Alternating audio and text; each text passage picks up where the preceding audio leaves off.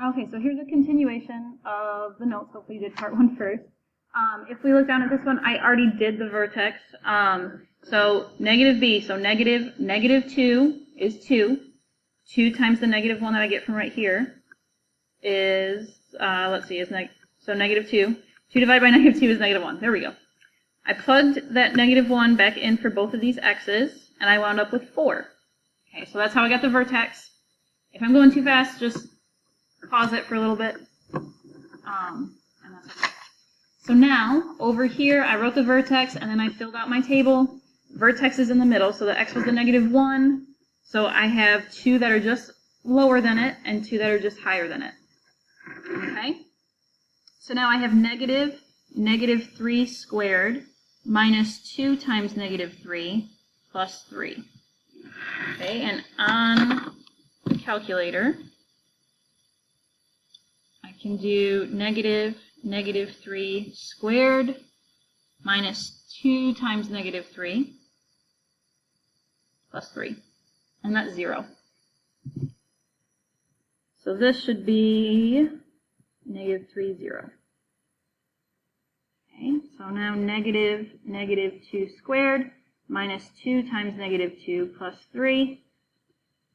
And on my calculator,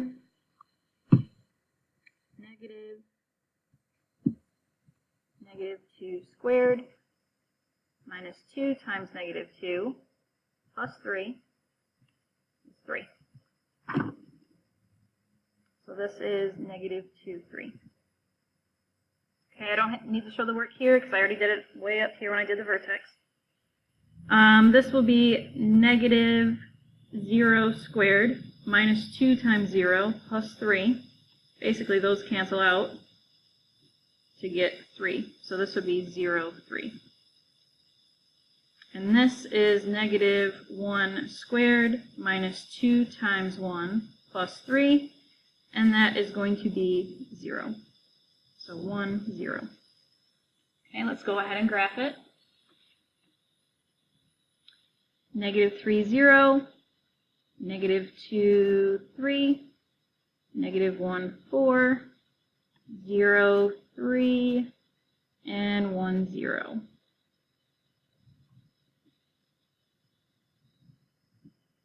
Okay, now I'm going to zoom out so we can do the maximum, minimum, and all that fun stuff. So it's at the top of the graph, so it's maximum, axis of symmetry, x equals negative 1. The y-intercept is at 0, 3.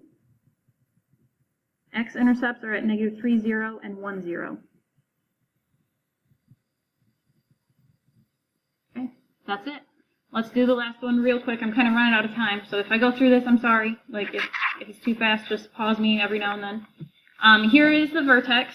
So negative b, so that's negative 4 over 2 times negative 2. That reduces to a positive 1. I plugged in the 1, and I got 2. And I know I went through that really fast. Just pause it so you can copy it down, please. I've already done the table for the vertex, and so 1, 0, negative 1, those are the 2 that are just under it, and 2, 3 are just above it.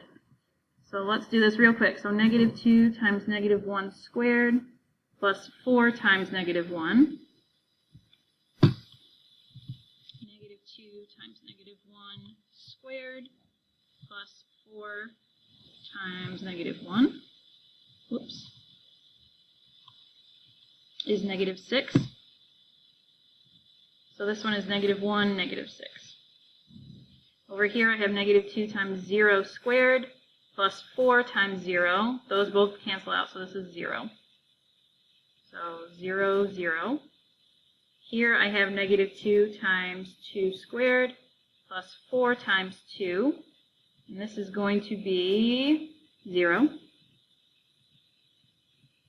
And negative 2 times 3 squared plus 4 times 3 is going to be negative 6. Okay, let's graph it real quick. Let's see, negative 1, negative 6 is here. The graph kind of faded out. 0, 0, 1, 2, 2, 0, oops, and 3, negative 6. Let's graph it. Draw the lines. Make sure you have the arrows. And let's answer these last things over here. So this one is also a maximum because it's at the top of the graph. Axis of symmetry, x equals 1. The y-intercept is at 0, 0. The x-intercepts are 0, 0, and 2, 0. Okay, we got through the notes. If you have any questions, please ask me. The assignment is on the corner of my desk.